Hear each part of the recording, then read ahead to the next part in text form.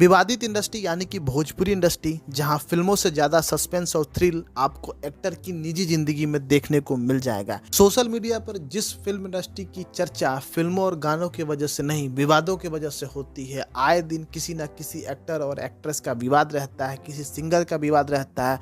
अभी हाल फिलहाल में एक नया विवाद शुरू हुआ है और ये विवाद जुड़ा है शिल्पी राज से। शिल्पी राज भोजपुरी इंडस्ट्री की जानी मानी सिंगर हैं, जिनकी उम्र 22-23 साल होगी, लेकिन उम्र से कहीं ज्यादा बड़े हैं। जिस इंसान से उन्होंने शादी करी, जिसकी जिंदगी के 6 साल बर्बाद किए, लाखों रुपए खर्च करवाए और जब फेमस हो गई तो उसको पलट कर देखना भी उन्हें मंजूर नहीं है। उसको जिंदगी से निकाल दिया और ऐसे निकाला कि वो कहीं का नहीं। विवेक पटेल नाम का यह शख्स महिला विकास मंच की मीरा मालवी से मिला, अपना दुख साझा की और इस उम्मीद में है कि उसको भी इंसाफ मिले। लेकिन इस इंडस्ट्री में क्या उसको इंसाफ मिलेगा, जहाँ पे हर किसी का हाल ऐसा ही है। जिस विजय चौहान को वो भरे मंच पे अपने वीडियो के माध्यम से भैया कह के बुलाया करती थी, आज उसी के साथ वो लिविंग रिलेशन में है।